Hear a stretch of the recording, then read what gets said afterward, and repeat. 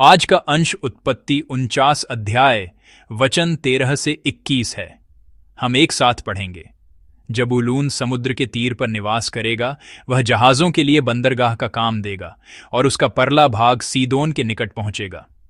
इस्साकार एक बलवंत गदहा है जो पशुओं के बाड़ों के बीच में दबका रहता है।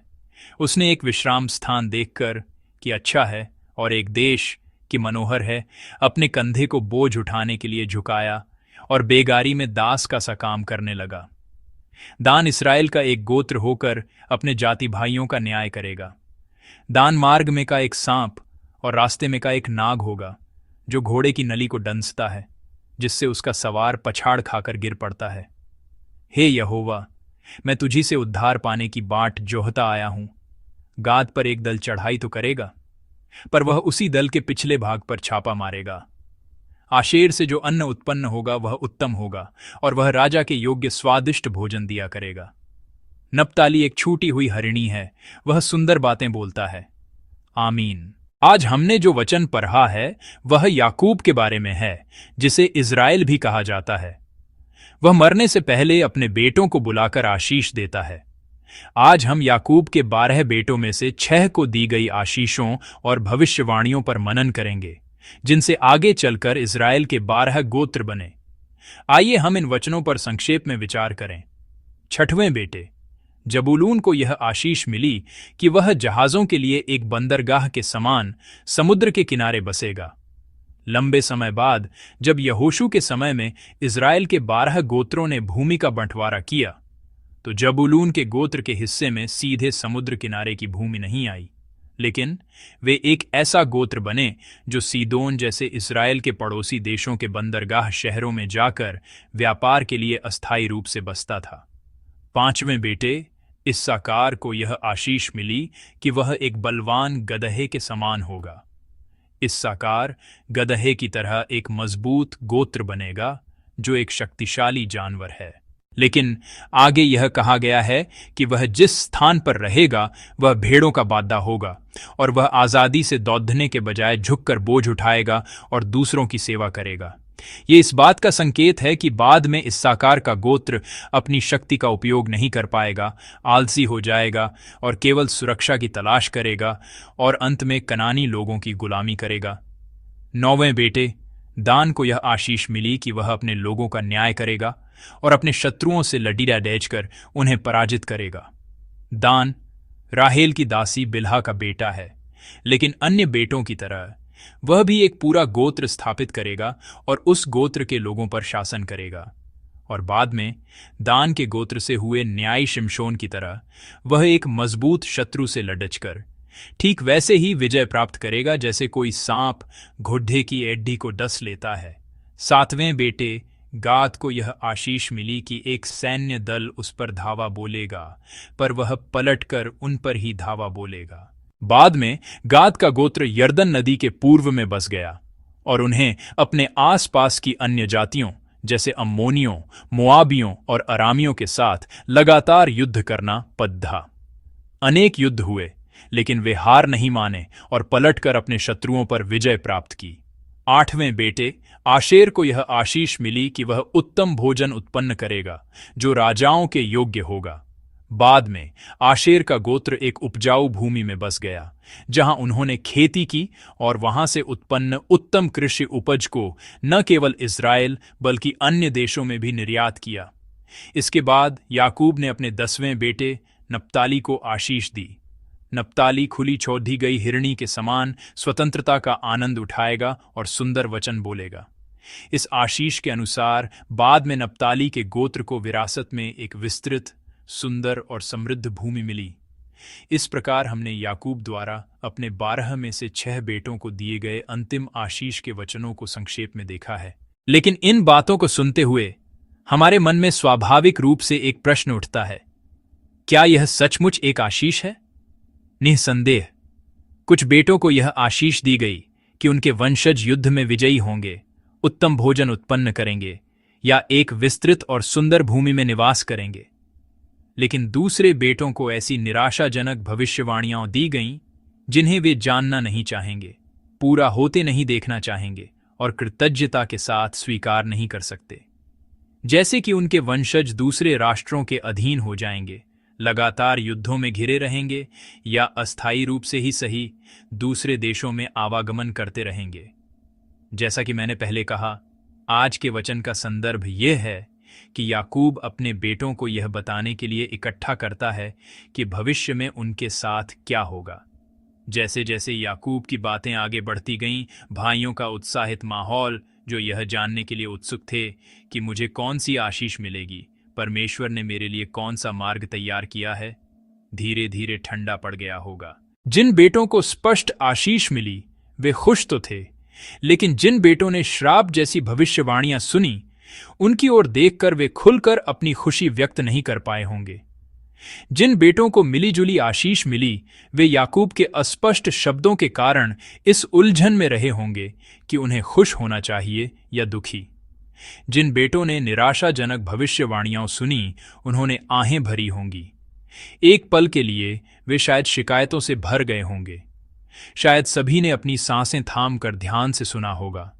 हर बार जब याकूब के मुंह से किसी का नाम निकलता, तो वे यह जानने के लिए उत्सुक हो जाते कि आगे क्या कहा जाएगा। उस भावुक और गंभीर माहौल में, जहां वे अपने पिता से आखिरी बार मिल रहे थे, उनकी अंतिम इच्छा सुन रहे थे और उन्हें विदा कर रहे थे, एक ऐसी बोझिल खामोशी छा गई होगी जो उस अवसर के अनुकूल नहीं थी। तो फिर अपने बेटों को ये अंतिम शब्द बताते समय याकूब का हृदय कैसा रहा होगा? निसंदेह मेरी 4 पत्नियां और 12 बेटे नहीं हैं, इसलिए मैं उसकी भावनाओं को पूरी तरह से नहीं समझ सकता।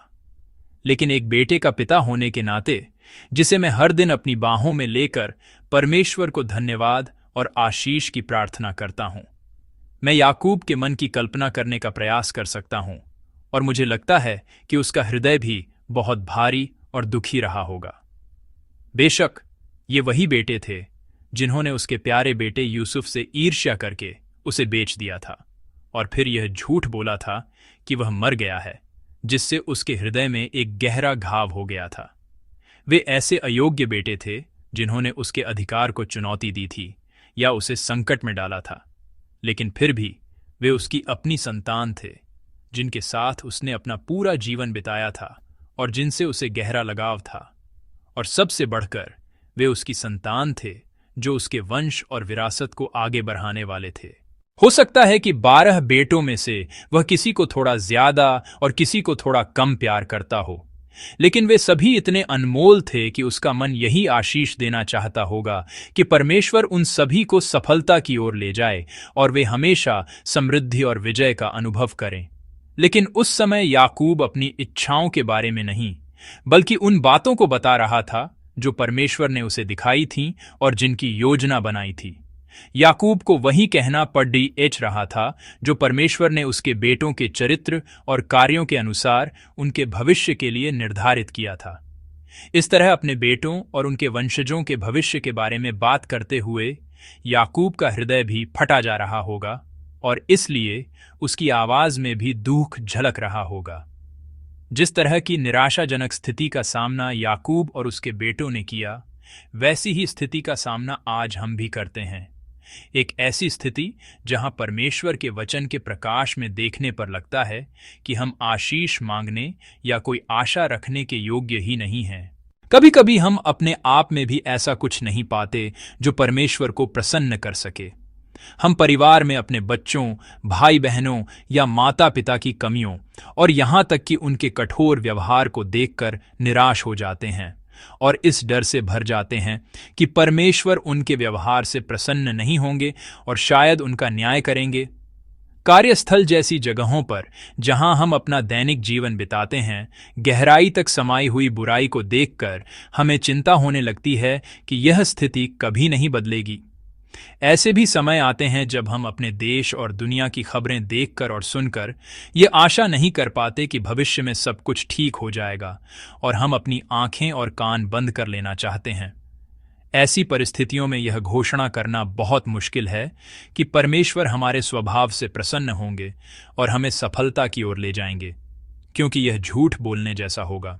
यदि परमेश्वर हमारे स्वभाव के अनुसार हमें प्रतिफल दें, तो हम केवल यही निष्कर्ष निकाल सकते हैं कि याकूब के बेटों की तरह, चाहे हम कितनी भी कोशिश कर लें, हमारे हिस्से में आशीष और श्राप दोनों आएंगे, या केवल एक निराशाजनक भविष्य ही हमारी प्रतीक्षा कर रहा है।